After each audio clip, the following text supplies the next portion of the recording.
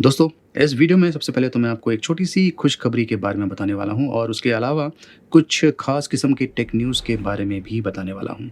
और ख़ास करके ये जो ज़ूम एप्लीकेशन है, जिसके बारे में एक एडवाइज़री जारी हुई है कि ये जो ज़ूम एप्लीकेशन है, ये सेफ़ नहीं है और कुछ लोग ये भी कह रहे हैं कि जो ज़ूम एप्लीकेशन है, इसे आपको अनइंस्टॉल करना चाहिए।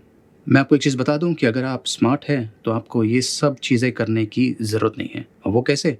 जानने के लिए देखते रहिए।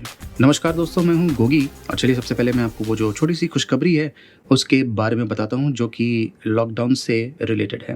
दोस्तों ये जो लॉकडाउन है, इसमें थोड़ी-सी छूट दे दी गई है। 20 अप्रैल से जो कुरियर सर्विसेज़ है और जो ई-कॉमर्स वेबसाइट्स है, वो एक्टिव होंगे मतलब कि काम करना वो शुरू कर देंगे। इसका मतलब ये है कि अगर आपको कोई स्मार्टफ़ोन खरीदना है या फिर कोई भी अन्य इलेक्ट्रॉनिक डिवाइसेज़ खरीदना है, इसके अलावा कोई भी अन्य चीज़ें खरीदना है ई-कॉमर्स वेबसाइट से, वो सारी चीज़ें आप खरीद पाएँगे।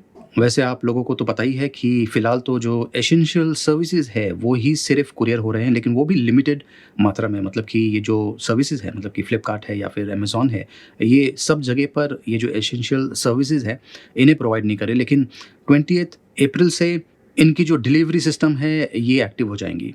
लेकिन दोस्तों इसमें भी टर्म्स एंड कंडीशंस है। टर्म्स एंड कंडीशंस ये है कि हॉटस्पॉट्स में ये जो लॉकडाउन है, इसकी जो छूट है, ये नहीं दी हुई है। मतलब कि अगर आप कोई हॉटस्पॉट में रह रहे हैं, तो वहाँ पर किसी को अंदर जाना अलाउड नहीं है, किसी को भी बाहर जाना अलाउड नहीं है।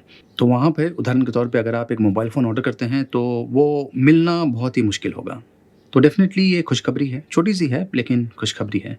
20th अप्रैल को आप क्या-क्या ऑर्डर करने वाले हैं, कमेंट्स के माध्यम से आप मुझे बता सकते हैं। दोस्तों दूसरी खबर है रियलमी की तरफ से। रियलमी नार्ज़ो 10 और रियलमी नार्ज़ो 10A अब अप्रैल 21 को लॉन्च होने वाले हैं। ये एक ऑनलाइन इवेंट होगा जो कि ऑलरेडी प्री रिकॉर्ड किया था, लेकिन आपको तो पता ही है कि लॉकडाउन शुरू हो चुका था, इसलिए ये जो इवेंट है इसे पोस्टपोन कर दिया था। लेकिन अब अप्रैल 21 को ये जो लॉन्च इवेंट है ये होने वाला है और वो भी 12:30 पीएम को। जहाँ तक शाओमी मी 10 का सवाल है, उन्होंने भी ये जो लॉन्च है पोस्टपोन किया था, लेकिन हो सकता है कि जल्द ही उनके बारे में भी जानकारी हमें मिले। अगली इंटरेस्टिंग चीज़ भी शाओमी की तरफ से है। एक चीज़ आपने नोट किया होगा कि शाओमी ब्रांड जो है, ये बहुत ही स्मार्टली प्ले करता है और क्योंकि अब लॉकडाउन का समय है और काफ़ी लोग अपने-अपने घर से काम कर रहे हैं, तो उन्होंने मी रोबोट वैक्यूम मॉप पी ये डिवाइस अपने वेबसाइट पर लिस्ट कर दिया है और क्राउड फंडिंग के तहत ये जो डिवाइस है ये आपको मिल जाएगा तकरीबन 17,999 रुपीज़ में। जैसा कि मैंने कहा, शाओमी बहुत ही स्मार्टली प्ले करता है। लॉकडाउन के समय काफ़ी लोगों को एक्सपीरियंस हो गया होगा कि घर में जो झाड़ू-पोंछा करना है वो कितना कष्टदायक है। तो ये जो डिवाइस है डेफ़िनेटली ऐसे सिचुएशंस में काफ़ी काम में आ सकता है। ये डिवाइस काफ़ी इम्प्रेसिव लग रहा है और देखना ये है कि कितने लोग इस डिवाइस को खरीदना चाहेंगे। क्योंकि ये जो क्राउड फंडिंग प्रोजेक्ट है, ये तभी इम्प्लीमेंट होता है जब काफ़ी लोग इंटरेस्टेड हों। तो दोस्तों, क्या आप ये डिवाइस खरीदना चाहेंगे? कमेंट्स के माध्यम से आप मुझे बता सकते हैं। टिकटॉक आज की तारीख में बहुत सारे लोग उपयोग करते हैं और उसमें बहुत सारे फालतू कंटेंट्स भी आते हैं। उसके लिए टिकटॉक ने जो डायरेक्ट मैसेजिंग है वो स्टॉप कर दिया है उन लोगों के लिए जिनकी उम्र 16 से नीचे है और उन्होंने एक और फीचर ऐड किया हुआ है family pairing better parental controls के लिए। मतलब कि जो मेजर कंट्रोल्स है वो पेरेंट्स के हाथ में होंगे, वो डिसाइड कर सकते हैं कि उनका जो बच्चे हैं वो किस प्रकार का कंटेंट देख पाएँगे टिकटॉक पर और कितनी देर तक। हाल ही में मैंने एप्पल आईफ़ोन एसई 2020 के बारे में एक न्यूज़ बनाया था और मैं आपसे कुछ और इन्फॉर्मेशन शेयर करना चाहता हूँ। ये जो आईफ़ोन एसई 2020 है, इसमें 3 जीबी रैम होगा और ये 1821 एमएएच की बैटरी के साथ में आता है और साथ में ये 18 वॉट फास्ट चार्जिंग भी सपोर्ट करता है। अब अगर आपको ये लगता है कि ये जो रैम है और जो बैटरी कैपेसिटी है कम है, तो मैं आपको फिर से याद दिला दूँ कि एप्पल का जो इकोसिस्टम है अलग प्रकार का होता है। इसमें भी आपको अमेज़िंग परफ़ॉर्मेंस मिलने वाला है और अमेज़िंग बैटरी लाइफ़ भी मिलने वाला है। अगर आप मैकबुक का उपयोग कर रहे हैं तो मैं आपको बता दूँ कि जल्द ही एक अपडेट आने वाला है, जिससे जो मैकबुक है उसका जो बैटरी परफ़ॉर्मेंस है वो और भी ज़्यादा इम्प्रूव होने वाला है। वैसे भी जो मैकबुक है उसका जो बैटरी परफ़ॉर्मेंस है ऑसम किस्म का है, लेकिन ये जो अपडेट है इसके बाद और भी ऑसम किस्म का होने वाला है। मोटोरोला एज ये जो स्मार्टफ़ोन है किस प्रकार का लगने वाला है, इसका इमेज लीक हो चुका है और हमें ये पता चल गया है कि ये 64 मेगापिक्सल कैमरा के साथ में आने वाला है। चलिए अब मैं आपको ज़ूम एप्लीकेशन के बारे में बताता हूँ। आपने न्यूज़ में देखा होगा कि ज़ूम एप्लीकेशन के ऊपर एक एडवाइज़री आई है कि ये जो ज़ूम एप्लीकेशन है ये सेफ़ नहीं है और आपने ये न्यूज़ भी देखा होगा कि ज़ूम एप्लीकेशन का जो डेटा है वो लीक हो गया है और ये जो डार्क वेब है वहाँ पर जो डेटा है वो अवेलेबल है, लोग इसे खरीद सकते हैं वगैरह-वगैरह। सबसे पहले तो मैं आपको बता दूँ कि जो ज़ूम एप्लीकेशन है, ये ज़्यादा फ़ेमस नहीं था। ये फ़ेमस इसलिए हुआ है लॉकडाउन के दौरान, ख़ास करके जब काफ़ी लोग इस एप्लीकेशन का उपयोग कर रहे हैं मीटिंग्स के लिए, और ख़ास करके जो स्कूल हैं, उनका जो एजुकेशन सेशंस है, वो भी ज़ूम एप्लीकेशन के तहत, मतलब कि इसका एप्लीकेशन का उपयोग करके ही चल रहा है। तो आज के समय अगर कोई कहता है कि ये जो ज़ूम एप्लीकेशन है, इसका उपयोग करना सडनली बंद कर दीजिए, तो आप इमेजिन कर सकते हैं कि जो मीटिंग्स है वो बंद हो जाएँगे और जो स्कूलिंग एक्टिविटीज़ है वो भी बंद हो जाएगा। लेकिन यहाँ पर आपको सिर्फ़ इतना करना है कि एक छोटा-सा प्रिकॉशन लेना है। उसके बाद में ये जो एप्लीकेशन है काफ़ी हद तक सिक्योर है। देखिए, ज़ूम एप्लीकेशन फ़ेमस हो गया है, सडनली फ़ेमस हो गया है, और जब कभी कोई चीज़ फ़ेमस हो जाती है तो उसके क्रिटिक्स आ जाते हैं। और वैसे ही जैसे ये जो एप्लीकेशन है फ़ेमस हो गया है, तो हैकर्स लोग की नज़र भी इस पर पड़ गई है, और हैकर्स के लिए ये काफ़ी आसान काम था, क्योंकि जो ज़ूम कंपनी है, उन्होंने कभी सोचा नहीं था कि ये जो ज़ूम एप्लीकेशन है ये इतना पॉपुलर होगा। इसमें काफ़ी लूप होल्स हैं जिनका हैकर्स ने ऑफ कोर्स इस्तेमाल किया है। लेकिन ज़्यादा करके जो लूप होल्स हैं उन्हें कवर किया जा सकता है, और ये जो चीज़ें हैं ये एडमिन के हाथ में हैं। वो एडमिन जो मीटिंग्स को ऑर्गेनाइज़ करता है, होस्ट करता है। लेकिन सबसे पहले मैं जो नॉर्मल यूज़र है, जो ज़ूम एप्लीकेशन का उपयोग करते हैं, उन्हें बताता हूँ कि किस प्रकार से वो अपना जो अकाउंट है उसे सिक्योर बना सकते हैं।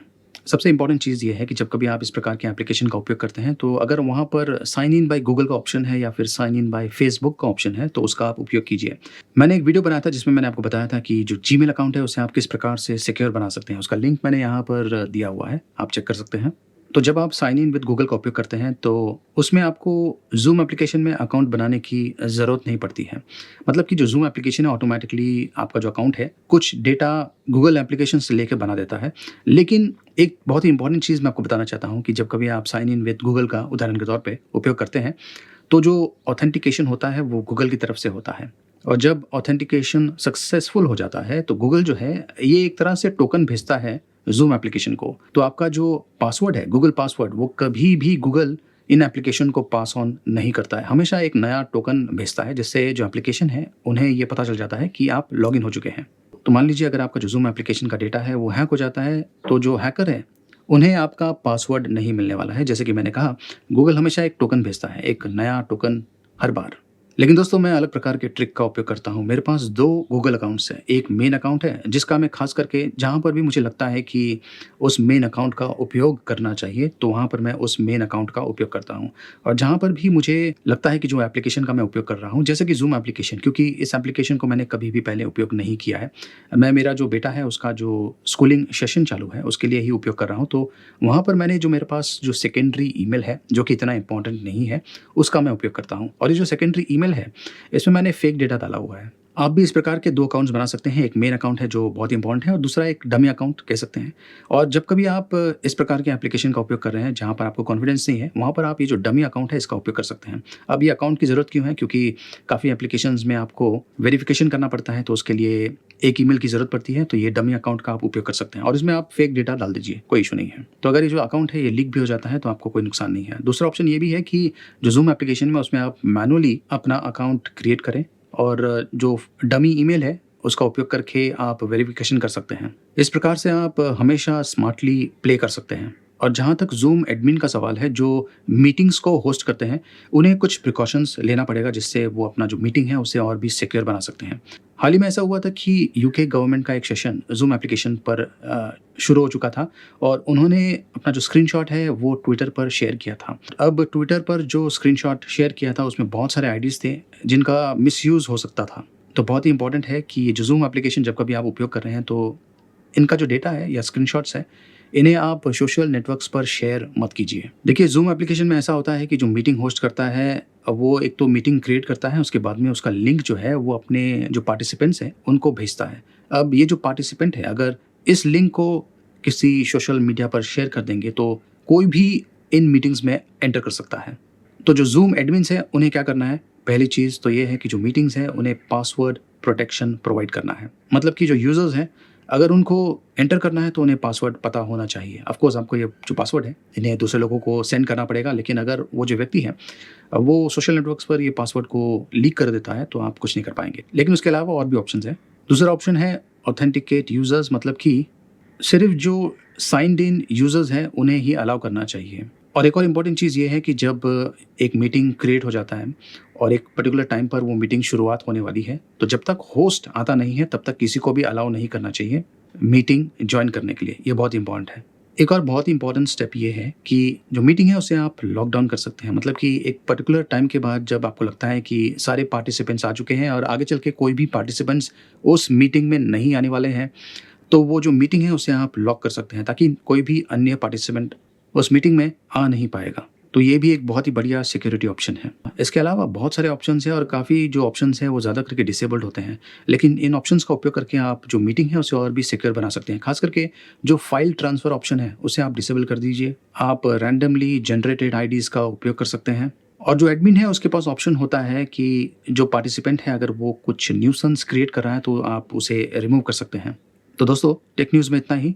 अगर आपको ये वीडियो पसंद आया तो इसे लाइक कीजिए, शेयर कीजिए और देखते रहिए।